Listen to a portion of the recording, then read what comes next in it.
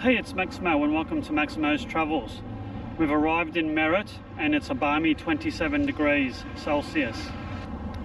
This will be a review of the Ramada Inn in Merritt.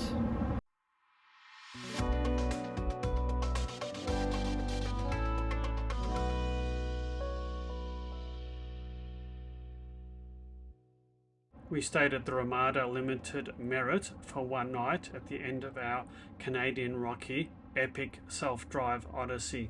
We picked to stay in Merritt because it was an easy 3-hour drive from Merritt to Vancouver, where we had to drop off our car and catch a bus and ferry to Vancouver Island the next day. The hotel is located just a short drive from Highway 5, the Coca-Cola Highway, and it's a couple of kilometres from the centre of the town of Merritt. The cost for one night's stay was 215 Canadian dollars, or around 237 Australian dollars.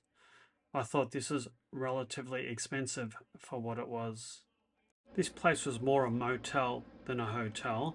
There was a fairly decent car park that was quite full, and the accommodation was in a U-shape around it. The hotel is located a couple of kilometres from the centre of town, but conveniently there's a home restaurant right next door, and if you're staying here for 1 or 2 nights, it's a perfect place to get a bite to eat. The food at the home restaurant was quite good, and they have nice refreshing ice cold beers there as well. The hotel also features quite a decent swimming pool and spa. It is an indoor pool because I guess being where it is, with the cold winters in Canada, they probably wouldn't have that much use for an outdoor pool. It was quite old and tired looking, but more than satisfactory for a quick dip. The spa was a reasonable size, and the pool had a very unusual feature. It featured a children's slide that went from the top of the pool all the way outside the building, rather ugly looking, and back into the pool itself. Very, very unusual, but I think the kids liked it, judging by the noise that were emanating from the pool area at various times of the day.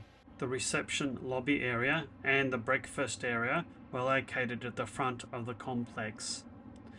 Everything did look a bit old and tired. It would easily be at least 50 years old, but it did feature a fireplace with a couple of comfortable looking couches just the other side of the main reception desk.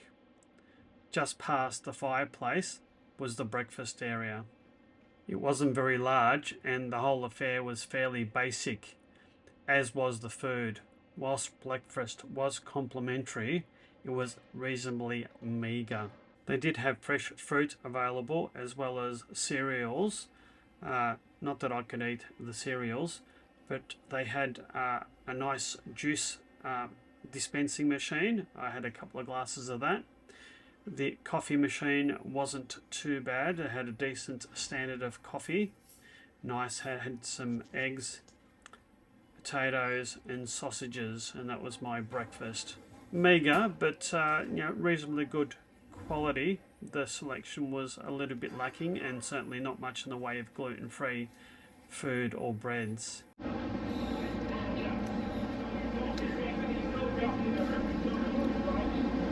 There's only one issue with this place, and that is if you're on the 3rd floor, there isn't a lift.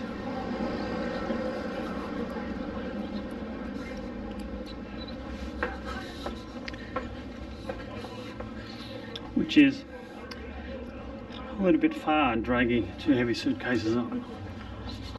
There must have been some sort of sporting event on, because the hotel was exceptionally busy during the day and at night.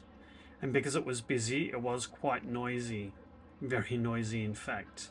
I'll let you listen to the noise that people were making just normally during the day.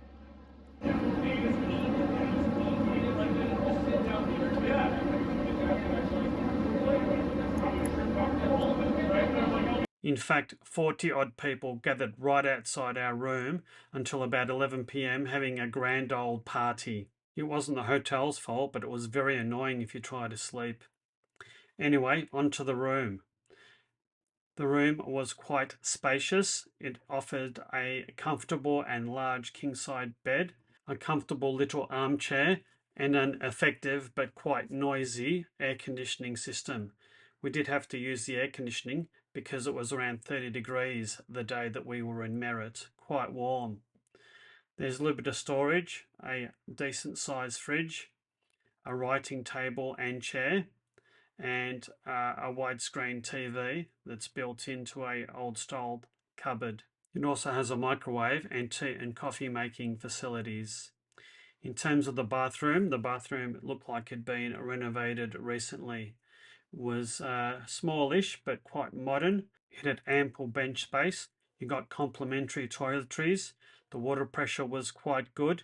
The shower was good. Everything was fresh and clean. That was a pretty good experience. You were staying in a corner room and we had a second window. That's the view from it. The hotel room had an abundance of good natural light.